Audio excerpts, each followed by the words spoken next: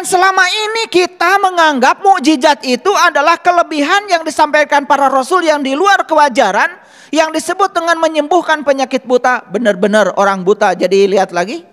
Menyembuhkan penyakit kulit yang kurap, kudip, panu bisa sembuh. Yang menghidupkan orang mati dihidupkan lagi. Melawan Tuhan dong Rasul. Orang udah dimatikan sama Tuhan, dihidupkan lagi sama Dia. Itu yang dimaksud. Ini perlu semuanya dengar. Satu, menyembuhkan penyakit buta adalah kebutaan rohani. Dua, menyembuhkan penyakit kulit adalah ngerti sesuatu kulitnya saja. Dan yang ketiga, menghidupkan orang mati. Bukan yang udah mati dihidupkan lagi. Ini cerita yang mati kesadaran. Ini hierarki para sahabat.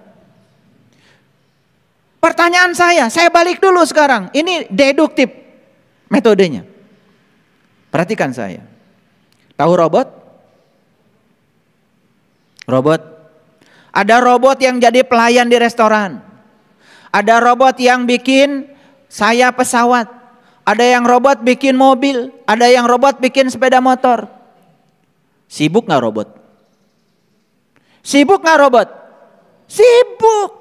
Tapi sadar gak robot? Enggak. Nah, ayo definisikan. Jadi robot itu sibuk tapi gak sadar. Ulangi, biar gampang ngajinya. Apa robot? Sibuk tapi gak sadar. Ulangi lagi. Apa robot? Sibuk tapi gak sadar. Tuh. Kalian sibuk gak? Sadar? Biar gampang ngajinya ya. Makanya saya menggunakan pendekatan deduktif. Dibahas nomor 3 dulu. Harusnya dibahas nomor 1 dulu. Menyembuhkan penyakit buta, baru kulit, baru menghidupkan orang mati. Nah sekarang saya balik. Supaya sadar kita ini sekarang hidup apa mati. Pertanyaan saya yang kedua. Robot hidup apa mati? Robot hidup apa mati? Ya mati. Pertanyaan berikutnya, robot punya kesadaran apa tidak? Itu. Dia itu mati, tidak punya kesadaran, kerjanya mekanistis, rutin. Nih robot nih, mindahkan kopi dari sini ke sana, ngambil, pindah, ngambil, pindah. Nggak bisa mindahkan kopi ke sini. Gak bisa, hanya bisa memindahkan dari sini ke sini. Sangat mekanistik dan rigid. Sangat mekanistik dan kaku maksudnya. Kalau gak ngerti rigid, kalian ngahulang tadi saya bilang rigid. Ketinggian ini kuliahnya. Kaku lah gitu. Ya, itulah robot. Maaf, sekarang kita tarik ke dalam kehidupan kita. Subuh sholat, duhur sholat, asar sholat, maghrib sholat, isya sholat, mau tidur sholat witir. Hanya menjalankan mekanistik tanpa kesadaran. Saha etate. Ngaku. Ngaku. Hidup apa mati? Nah sekarang ini saya cuma khawatir aja. Kalian itu sibuk tetapi tidak punya kesadaran. Sibuk tetapi gak nyadar gitu loh. Robot gak itu? Nah, loh.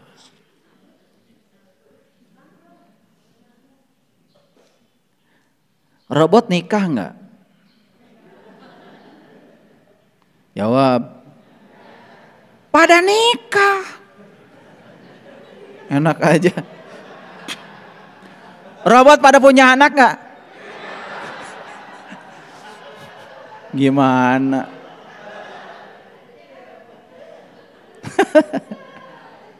Robot hamil gak?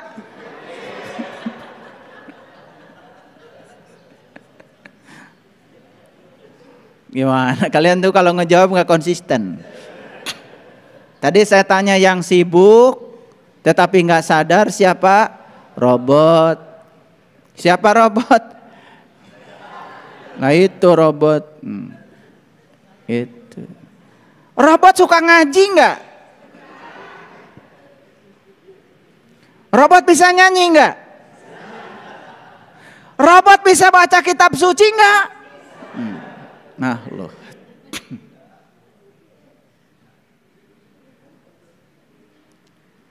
Kalau Jumat kan biasanya disetel aja kaset. Ngaji. Habis nyetel pergi. Yang nyetelnya. Itu yang nyanyi siapa? Yang ngaji siapa? Robot. Sadar nggak? Nggak sadar. Kita yang di luaran disuruh dengerin suara yang tidak sadar. Katanya untuk nyadarin kita. Gimana?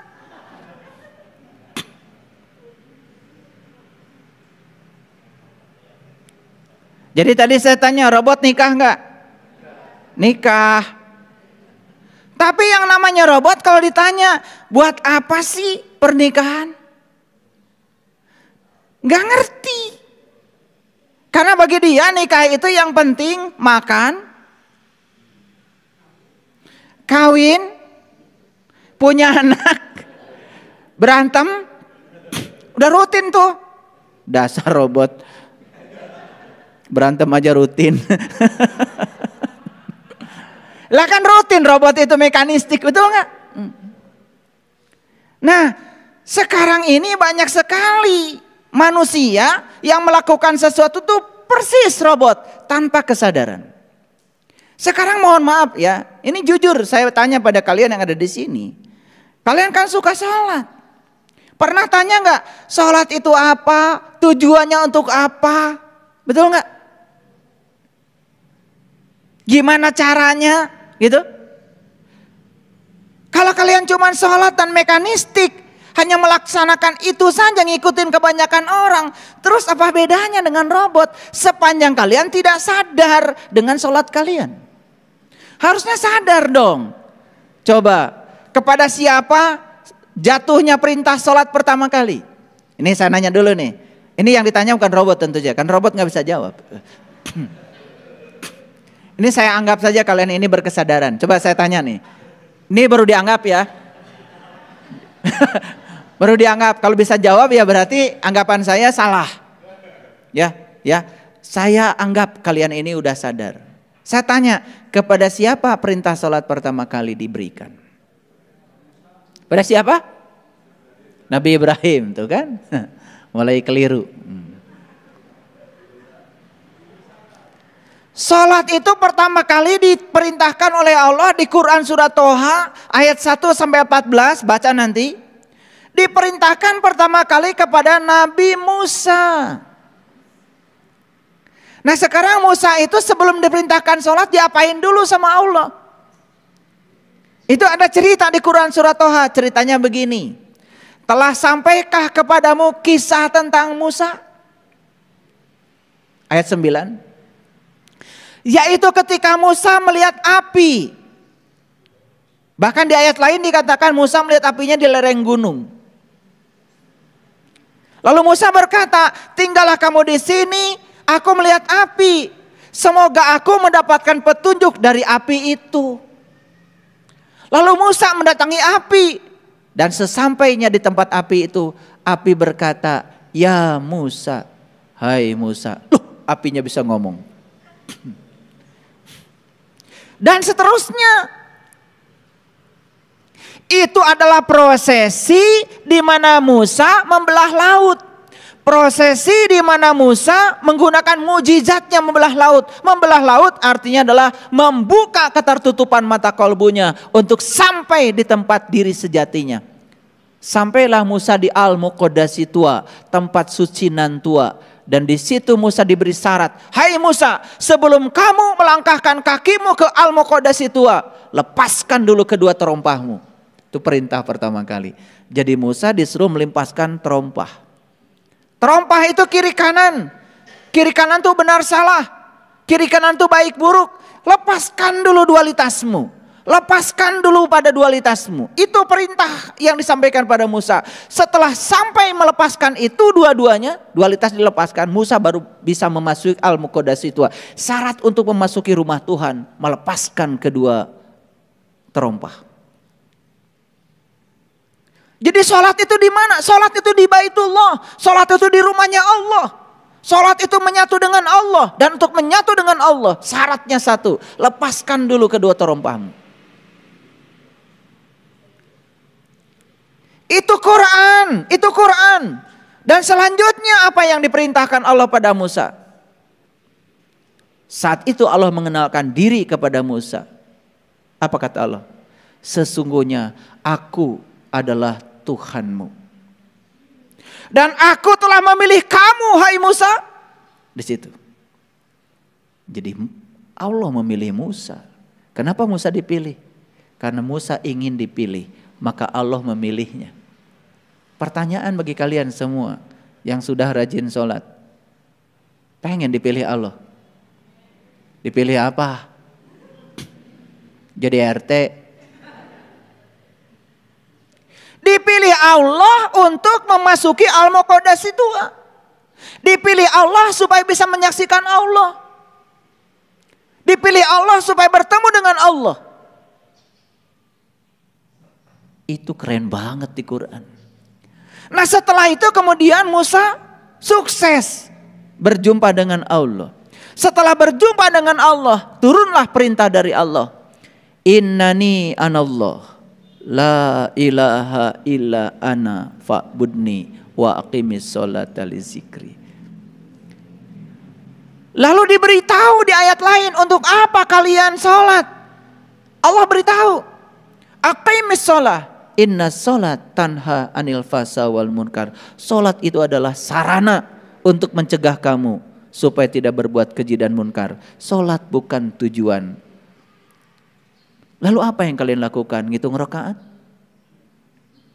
Dan merasa sudah menumpuk pahalamu? Padahal sholat itu jelas. Instrumen yang harus mengantarkan kita supaya tercegah dari berbuat keji dan munkar. Hasil sholat adalah kita mendapatkan karomah tadi. Kemuliaan akhlak dari sholat kita. Makanya orang yang sholatnya benar pasti akhlaknya mulia. Orang yang akhlaknya mulia tidak mungkin melanggar jati dirinya sendiri. Dititipin duit pasti jujur. Dititipin jabatan pasti jujur. Titipkan apa saja pada dia pasti benar. Banyak sekarang orang sholat dititipkan ini dan itu tidak jujur. Karena apa? Karena dia tidak mencapai karomah sholatnya. Tidak mencapai kemuliaan. Paham maksud saya? Itu saya baru cerita sholat. Nabi Muhammad juga sama, kan tidak sholat dulu, mi'raj dulu. Sama seperti yang dialami Musa.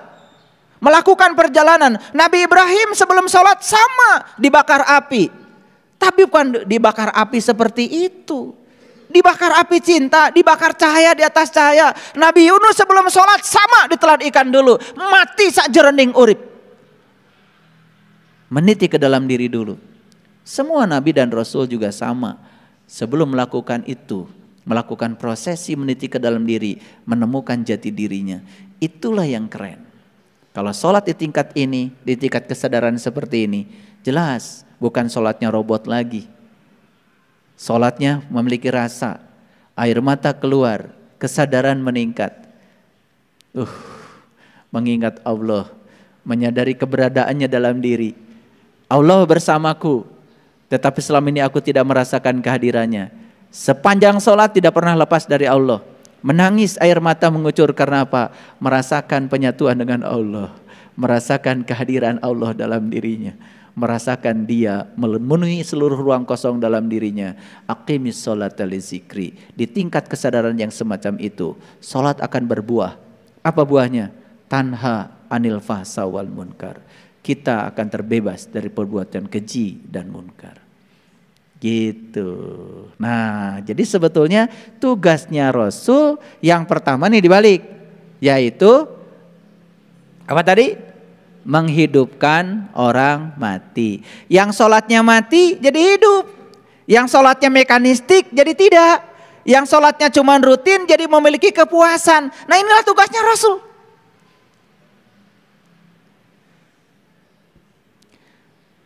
Dan tugasnya para ulama sekarang tuh ini sebetulnya. Sampai Imam Al-Ghazali membuat kitab namanya Ihya Ulumuddin. Karena saat itu belum melihat agama sudah mati. Agama sudah mati. Maka beliau membuat kitab itu untuk menghidupkan kembali agama agar hidup. Makanya beliau disebut seorang mujadid, seorang pembaharu. Beliau tidak mengajarkan rutinitas.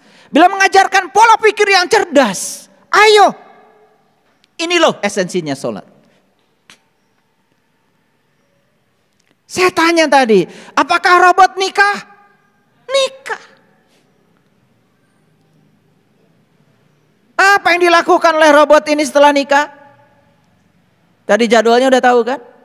Makan, kerja, pulang ke rumah, marah-marah, kawin, tidur, marah-marah lagi. Makan lagi, kerja lagi, pulang ke rumah, marah-marah lagi. Rutin, robot ini kalau marah rutin, ada jadwalnya. Iya, coba bikin robot yang marah. Marah itu jamnya udah jelas. Gitu. Dan seterusnya begitu. Tapi ketika ditanya, apa sih tujuan pernikahan? Enggak sadar. Tidak sadar kalau pasangan kita berbeda. Robot tuh. Tidak sadar kalau cara berpikir pasangan kita berbeda. Robot tuh. Kalau yang sadar, dia tahu. Ya Allah, kenapa saya dipasangkan dengan si A, bukan dengan si B? Ada pertanyaan kalau yang bukan robot nih. Saya pasti dipasangkan dengan si A, ada tujuanmu ya Allah. Tolong beritahu ya Allah, tujuan dipasangkan saya dengan si A itu apa? Untuk apa? Apa kepentingannya? Datanglah jawaban dari Allah. Aku pasangkan kamu dengan dia. Supaya kamu saling melengkapi. Supaya kamu belajar menerima dan menghargai perbedaan. Maka aku tidak pernah memasangkan kamu dengan yang sama. Aku pasangkan kamu dengan yang berbeda segalanya. Berbeda hobinya, berbeda cara berpikirnya, berbeda adat istiadatnya, dibesarkan di lingkungan keluarga yang berbeda, dari tempat yang berbeda. Sampai John Gray menulis, men are from Mars, women are from Venus. Laki-laki dan perempuan itu kalau dipelajari lebih dalam memiliki sifat yang timbal balik. Laki-laki seakan-akan berasal dari planet Mars dan perempuan berasal dari planet Venus. Digambarkan berasal dari planet yang berbeda, jelas berbeda secara fisiologi, secara psikologi. Apa yang kalian lakukan selama ini? Kalian ingin selalu sama. Apa yang kalian pikirkan, pasanganmu harus memikirkan yang sama. Apa yang kalian inginkan harus diikuti oleh pasanganmu. Apa yang terjadi? Nikah tidak berbasis cinta, hanya berbasis kemelekatan. Cinta itu saling memberi sayap, bukan saling mengikat. Apa yang terjadi dengan pernikahan? Saling memberi rantai, saling membatasi. Dulu sebelum menikah, membayangkan keindahan pernikahan. Setelah nikah, membayangkan keindahan perpisahan. Itu yang terjadi. Itulah yang terjadi pada robot. Selamat ya, robot. Ini robot berani nikah. Sekarang mohon maaf, kita bikin riset. Kumpulkan semua orang yang sudah menikah dan bikin kuesioner. Apa tujuan pernikahan? Paling jawabannya sakinah, mawadah, warohmah. Begitu ditanya apa sakinah? Nggak ngerti. Apa mawadah? Nggak ngerti. Apalagi warohmah? Nggak ngerti. Karena apa? Karena pada saat nikah dia dengar ada orang yang bilang semoga, bukan semoga lagi mudah-mudahan. Mudah-mudahan pernikahannya sakinah, mawadah, warohmah. Itu aja yang terucap. Bahkan kalian ketik berulang-ulang di WA. Dasar robot ngetik aja berulang-ulang. Robot itu ya, kalau dengar ada orang meninggal, langsung otomatis innalillahi wa inna ilaihi rajiun. Robot, nggak ada yang baru, nggak ada yang baru. Langsung berikutnya turut berduka cita, robot. Karena orang lain pun nulis gitu, ngetik yang sama. Dikiranya innalillahi wa inna ilaihi rajiun buat orang mati. Dasar robot. Innalillahi wa inna ilaihi rajiun bukan orang yang mati. Innalillahi wa inna ilaihi rajiun itu adalah peringatan dari Allah buat kalian yang hidup supaya bisa mati, bukan buat orang mati. Makanya tolong ya, perhatikan saya. Kalau saya mendapatkan berita duka dari kalian, apa keluarga kalian meninggal? Saya nggak pernah nulis innalillahi. Dan mungkin kalian menganggap saya beda. Iya, karena saya bukan robot. Saya beda dong. Ya, kalau kalian kan biasa ngetik atau copas dari tetangga sebelah. Iya. Coba perhatikan ya, kalau robot itu tiap lebaran ngucapkan lebaran, tahun kemarin dan sekarang sama. Jangan dikira loh saya punya data tentang kalian. Nih kalian yang suka ngucapin lebaran ke saya tuh, Selamat Idul Fitri, saya baca yang tahun kemarin dengan yang tahun ini sama. Jadi gak ada yang baru dari kalian. Dasar ya robot, lebaran aja gitu-gitu aja. Ini apa maksudnya? Saya sedang berbicara tentang kematian yang dianggap kehidupan. Makanya Rasulullah mengatakan, ya Rasulullah, apakah manusia di semesta ini pada hidup? Rasul mengatakan, kebanyakan mereka itu adalah mati. Tetapi mereka tidak sadar dengan kematian. Makanya saya buka sedikit-sedikit supaya ngerti. Betul nggak? Iya. Nanti ada topik-topik khusus tentang pernikahan. Saya tidak bicara itu. Ini cuma cerita robot nikah. Bukan cerita pernikahan. Apakah robot hamil? Hamil. Robot itu bisa hamil. Coba tanya robot, kenapa kamu hamil? Saya diundang syukuran hamil. Ini ulah murid-murid saya. Saya tanya, kenapa kamu hamil? Oh, karena Allah sudah percaya kalau saya sudah dewasa. Cek saha. Kayaklah. Ira Allah ngomong gitu ke mana? Bohong tecing kacidating. Allah cenah percaya sama saya karena saya sudah dewasa. Iraha Allah ngomong gitu ke mana? Betul nggak? Iya. Kan kamu hamil gara-gara kamu tidur. Paham? Iya, makanya ngomong itu harus jelas. Manusia boleh berencana, tetapi titik-titik yang menentukan. Isi coba titik-titiknya apa? Allah, dasar robot. Saldo.